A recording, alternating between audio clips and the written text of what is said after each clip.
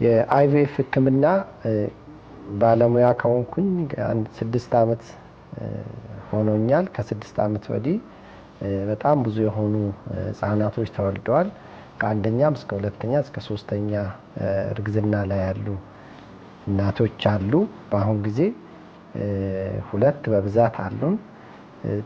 ከቅርብ ጊዜ ወዲህ ለየት ያለ ኬዝ የገጠመን ከወንድ በኩል የነበረው የመካንነት ችግር ወደ አይቪኤፍ እና ኤክሲቪ የሚባለው ህክምና ስንሄድ ጽንስ ተፈጠረ። ያ ጽንስ ግን ያው በአይቪኤፍ ህክምና ጽንስ ከአንድ በላይ የመሆን ቻንሱ ወደ 30% ነው።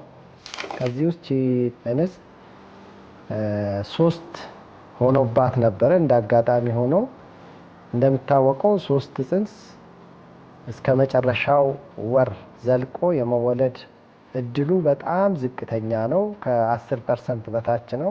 ስለዚህ ያለ ወር የሚወለዱት ህፃናቶች ያለባቸው ችግር ይታወቃል። የሳምባ ችግር፣ የደም ችግርና የሙቀት አለማስተካከል ብዙ ጊዜ አይተርፉም።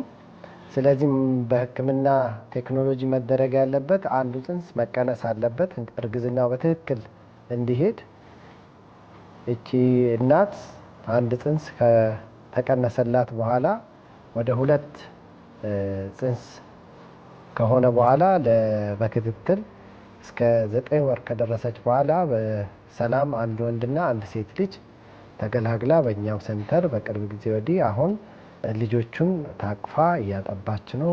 እናትም ልጆቹም በደህና ሁኔታ ነው ያሉት። ይሄን ነው የማስታውሰው ለጊዜው።